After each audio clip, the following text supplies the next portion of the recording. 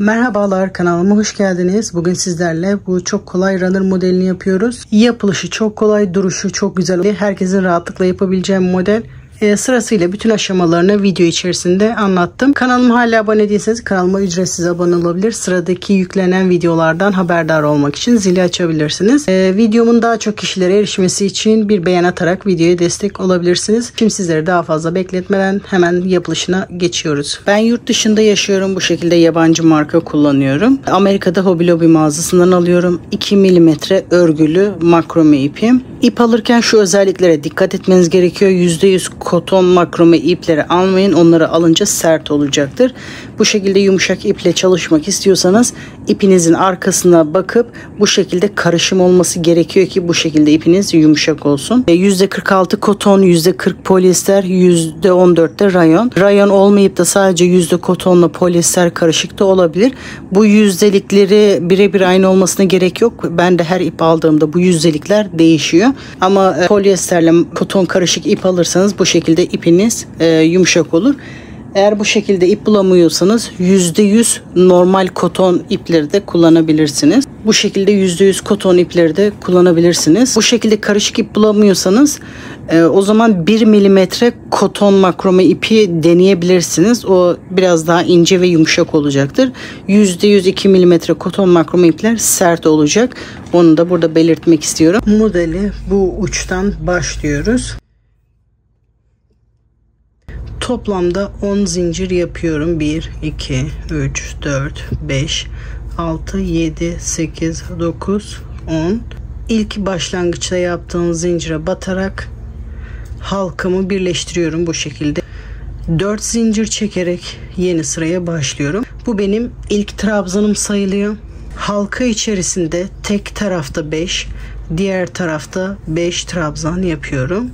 Trabzanlarımı bu şekilde üçlü trabzan yapıyorum. 2 sefer tığımı doluyorum.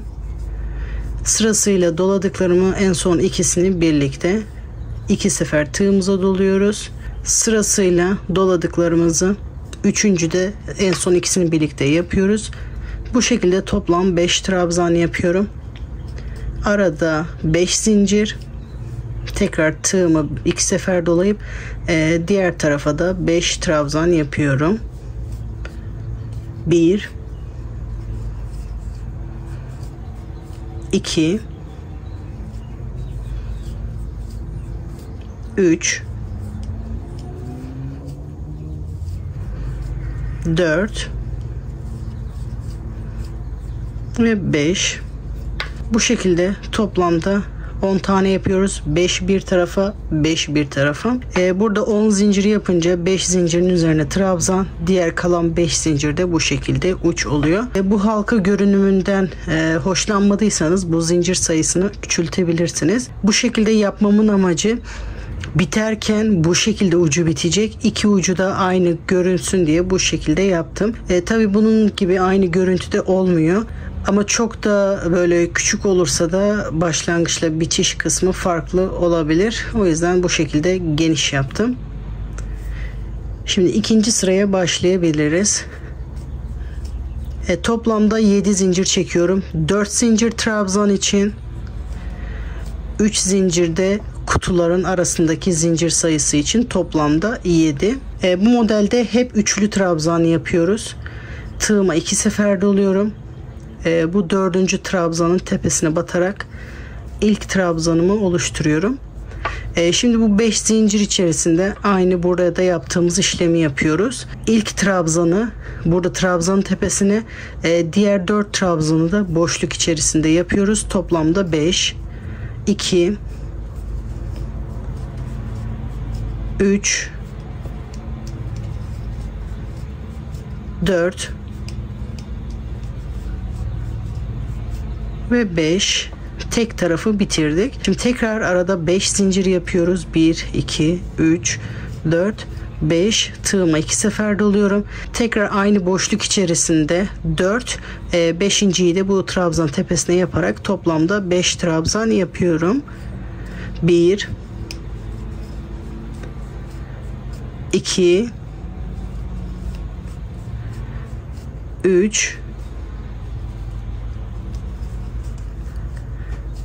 4, 5.'yi de bu trabzanın tepesine yaparak toplamda 5 trabzan yapıyoruz. Şimdi buradaki gibi kutu oluşturuyoruz. Bu ortalardan hep çoğalacak. Bu trabzanların üzerine bu şekilde kutu yaptığımız zaman model buradan çoğalmaya başlayacak. Arada 3 zincir, tığıma 2 sefer doluyorum. Burada ilk trabzan olarak saydığımız zincirin 4. zincire, yani sonuncu zincirin tepesine batarak üçlü trabzanı yapıyorum. 7 zincir çekerek sıramı dönüyorum. Bu kenar zincirleri hep aynı olacak. 7 zincir buradaki gibi, 4 zincir trabzan için, 3 zincir de aradaki kutu zinciri için. 7 zincir çektikten sonra yeni sıraya başlıyorum. Bu ilk trabzan tepesine batarak bir trabzan oluşturuyorum. İlk kutumuz oluştu. Arada 3 zincir, tekrar tığımı 2 sefer doluyorum. Bu sonuncu trabzan tepesine batarak trabzanımı yapıyorum. Bu şekilde ortanın da başlangıcını yapmış oluyorum. İlk trabzan, 4 trabzanı da buradaki gibi boşlukta yapıyorum. Tığımı 2 sefer doluyorum.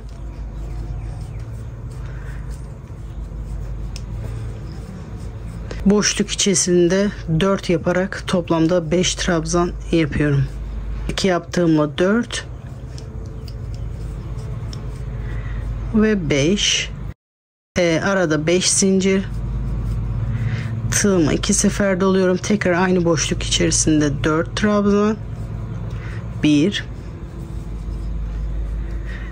2. Her seferinde tekrar etmeme gerek yok. 2 sefer dolayarak üçlü trabzanlar yapıyoruz. 3,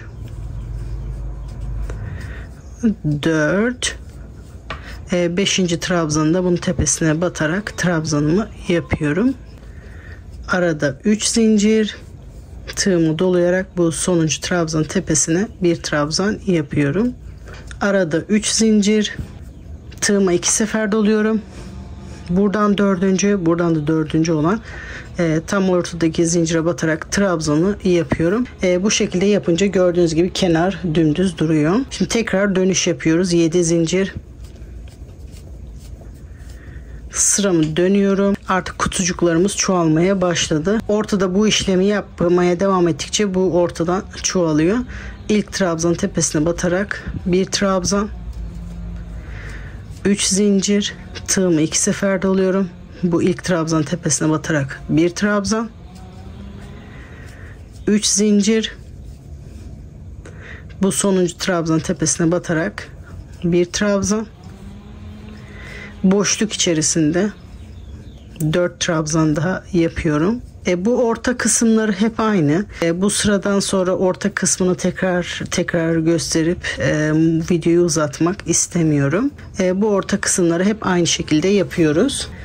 Arada 5 zincir, tekrar diğer tarafta 5 trabzan yapıyoruz. 4'ü boşluk içerisinde, 5.'si trabzanın tepesinde. 1, 2, 3, 4, 5. de bu trabzanın tepesine. Şimdi bu tarafı da aynı burada yaptığımız gibi kutucuklar yapıyoruz. 3 zincir, sonuncu trabzanın tepesinde bir trabzan, 3 zincir, trabzanın tepesinde bir trabzan, 3 zincir, buradan 4. buradan da 4. zincirin tam ortasında bir trabzan yaparak kenarı oluşturuyoruz. 7 zincir, bunu istediğimiz genişliğe ulaşana kadar hep bu şekilde devam ediyoruz. Trabzanın tepesinde bir trabzan, 3 zincir, trabzanın tepesinde bir trabzan. Orta kısımları da aynı yapıyoruz. Sıra sonuna kadar yapalım. Sıra sonuna kadar geldim. 3 zincir, 4. zincirin içinde trabzanı yapıyorum. Tekrar 7 zincir çekerek sıramı dönüyorum. Sıradaki trabzanın tepesine bir trabzan, 3 zincir, bu trabzanın tepesine batarak bir trabzan. Bu sırayı da bu şekilde sıra sonuna kadar tamamlıyoruz. Gördüğünüz gibi bu ortadan bu işlemi yaptıkça model genişliyor.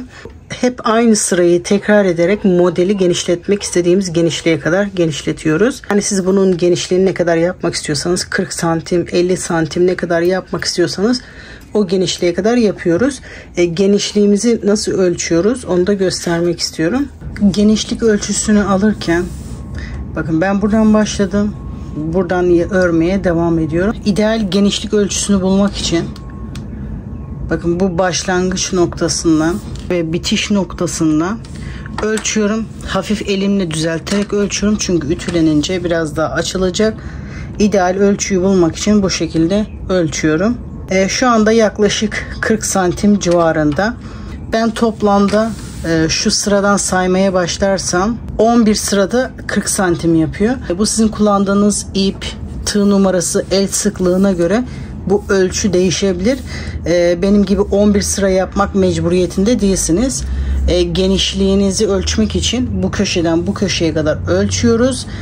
Hala sizin için ideal bir ölçüye gelmediyse, mesela şu anda 30 santimse bu, biraz daha ekleyerek sıra bunu genişletebilirsiniz. Şu anda benim için bu genişlik yeterli. Siz de ideal ölçünüze kadar örebilirsiniz.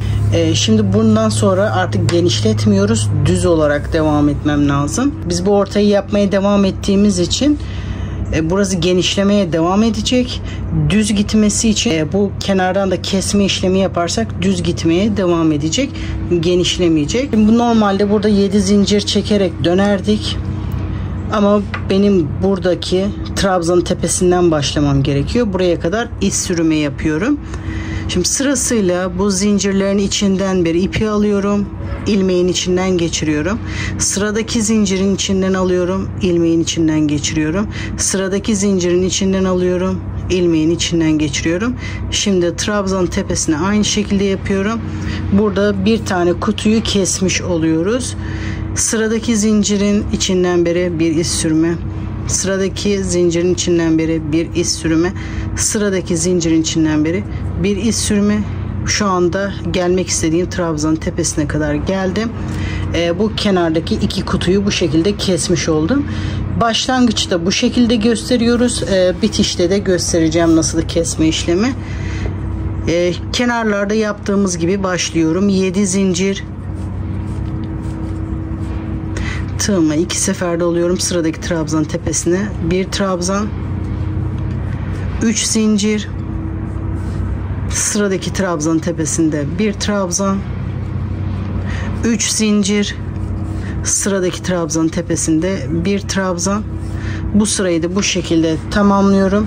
Ortayı aynı şekilde bu trabzanın tepesine kadar, yani ikinci kutunun yanındaki trabzanın tepesine kadar bunu devam edelim. Burada kesme işlemi yapıyoruz. Buradan başlamıştım. Sıramı aynı şekilde devam ederek sıra sonuna kadar geldim. Bu trabzanın tepesinde bir trabzan yapıyorum. Şimdi bu sırada kesme işlemi yapmıyorum. 7 zincir. Sıramı dönüyorum. Normal kenarlarda yaptığımız işlemi yapıyoruz. 2 kutu kestiğimiz için 2 sırada bir keseceğiz. Sıradaki trabzanın tepesinde bir trabzan. Arada 3 zincir. Sıradaki trabzan tepesinde bir trabzan, 3 zincir, sıradaki trabzanın tepesinde bir trabzan. Bunu da sıra sonuna kadar yapıyoruz. Dediğim gibi bu sırada kesme işlemi yapmıyoruz. Bunu da sıra sonuna kadar, buraya kadar yapıyoruz. Buradan başlamıştık. Sıra sonuna kadar geldim. Burada kesme işlemi yapmıyoruz. Zincirin 4. zincirin içinde trabzanı yapıyoruz. Şimdi 2 sıra oldu. 2 sırada bir kesiyoruz. Şimdi tekrar kesme işlemi yapıyoruz. 2 kutu keseceğim. Bu trabzanın tepesine kadar iz sürümü yapıyorum. Bu şekilde sırasıyla bütün zincirlerin içinde iz sürümü yapıyorum. Trabzanın tepesinde de iz sürümü. Sırasıyla zincirlerin içinde iz sürümü.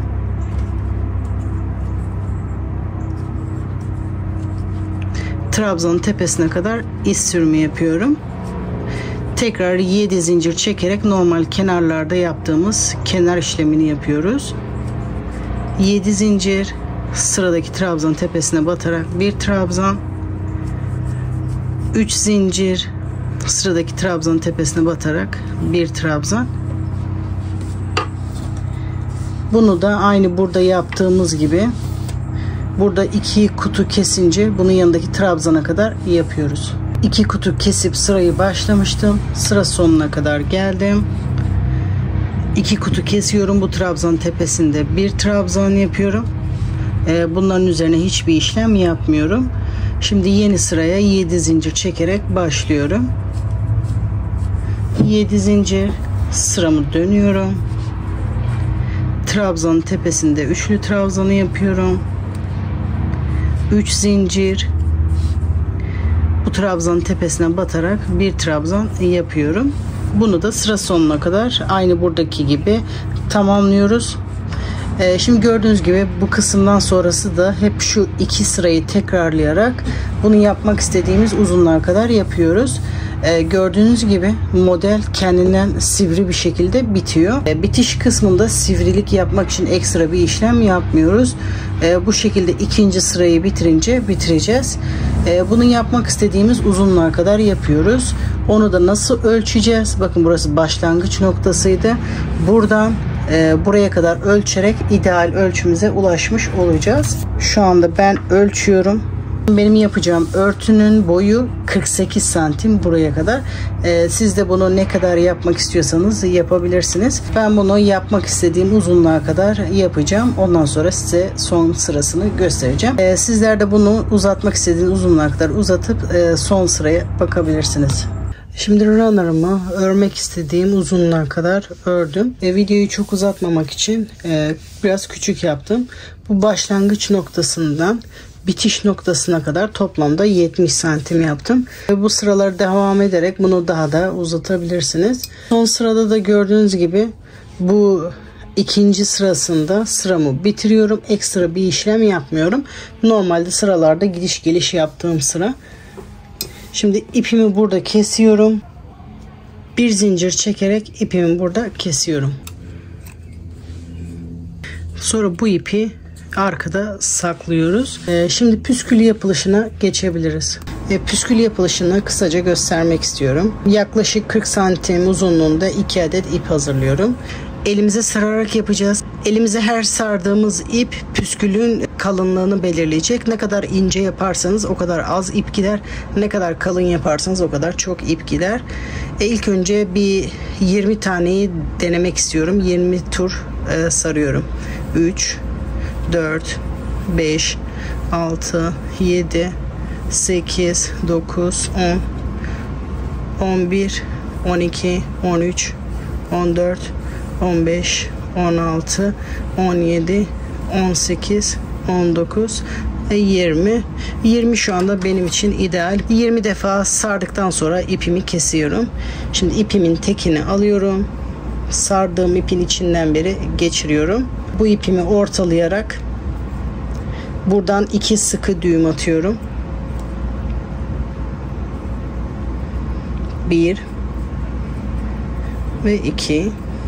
Bu bağladığımız ipleri tutuyorum elimde. Bu aşağısını da elimle düzeltiyorum. Sonra diğer ipi alıyorum. Püskülün boyunda şu şekilde tutuyorum. Yukarıdan yaklaşık 1-1,5 santim kadar mesafe bıraktıktan sonra elimi burada hiç bırakmıyorum ip kaçmasın diye bu sardığım ipi tutuyorum. Bu şekilde ipimizin yettiğince 2, 3 ve 4 tur sararak yapabilirsiniz. Ben 4 tur sardım. Bakın ipin diğer ucuyla şu anda sardığım ipleri tutuyorum açılmasın diye. Bu iplerle 2 sıkı düğüm atıyorum. 1 ve 2. Şimdi bu bağladığımız ip kötü görünmesin diye bu sardığımız ipin arkasına doğru çekeceğiz. Aşağıdan yukarı doğru tığımı geçiriyorum. İsterseniz sırasıyla, isterseniz ikisinin birden tığ yardımıyla ipin arkasına doğru çekiyorum. Bakın düğümü bu ipin arkasına doğru çekiyorum. Bu şekilde daha iyi duruyor. Hem de bu ipler kalkık durmuyor. Böyle iyi duruyor. Şimdi püskülümüzün boyunu düzeltiyoruz. İlk önce katlarını ayırıyorum.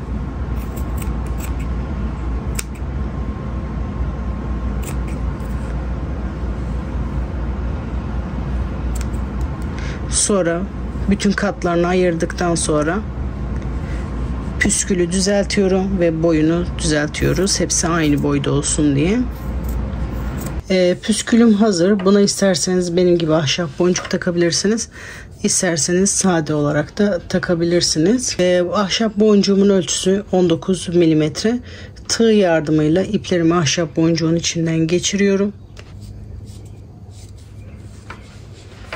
Burada 3. zincirin içinden ipimin tekini geçiriyorum. 2 sıkı düğüm atıyorum. 1 2. Bunu dilerseniz iğne yardımıyla bu arkada saklayabilirsiniz. Ahşap boncuğunuzun içinde boşluk varsa bu şekilde püsküle doğru da çekebilirsiniz. İpleri şimdi püsküle doğru çekiyorum.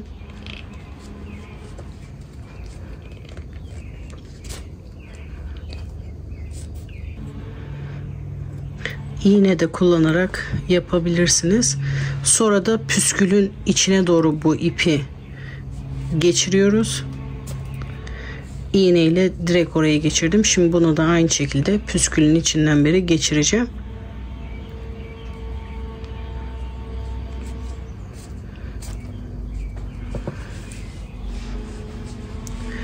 Bağladığımız ip püskülden uzunsa fazlalığı kesiyoruz. Bu başlangıç tarafına taktığım püskül aynı şekilde diğer ucuna da takıyoruz. Ben daha önceden hazırlamıştım. Bu zincirlerin tam ortası olan 3. zincirin orada püskülümü taktım. Ben bu kenarlarına hiçbir detay eklemedim. İsteğe bağlı sık iğne, iz sürme de yapılabilir bu kenarlara. Ben bunu sade tutmak istedim. İpim elverişli olduğu için şimdi bunu tersten ütüleyip geliyorum, size bitmiş halini gösteriyorum. Runner'ımı ütüledim, sehpama serdim. Gördüğünüz gibi çok güzel duruyor. Yapılışı çok kolay. Rahatlıkla herkesin yapabileceği model. Bunu daha uzun da yapabilirsiniz. Videoyu çok uzatmamak için ben kısa yaptım. Sosyal medya hesaplarımı aşağıda açıklama kısmına ekleyeceğim. Oralardan da takip edebilirsiniz. Bunu istediğiniz renk ve istediğiniz iplerde yapabilirsiniz. Benden görüp yapan arkadaşlar paylaşım yaparken beni etiketlerse Instagram hesabımda hem ben hem de takipçilerim görmüş olur. Onlara da fikir olur. İp konusunda yorumlarda birbirimize destek olursak sevinirim arkadaşlar. Runner'ın eni 40 santim, boyu da 70 santim yaptım. İsterseniz sarkıtarak, isterseniz bu şekilde masanın üstünde kısa olarak da yapabilirsiniz. Bu ölçülerdeki sadece orta dantel kısmına 130 metre ip gitti. Püsküller sizin yapacağınız kalınlığa göre bu ölçüler değişecektir. Onu bu ölçülere katmadım. Umarım bu video sizlere katkıda bulunmuştur arkadaşlar. Kendine yapacaklara, iyi günlerde kullanmak dileğiyle satış yapacak arkadaşlara bol satışlar diliyorum. Videomu buraya kadar izlediğiniz için teşekkür ederim. Kanalıma hala abone değilseniz kanalıma ücretsiz abone olabilir. Aşağıdaki beğeni tuşuna basarak videoma destek olabilirsiniz. Yapacak arkadaşlara kolay gelsin diyorum. Sıradaki videolarda görüşmek üzere.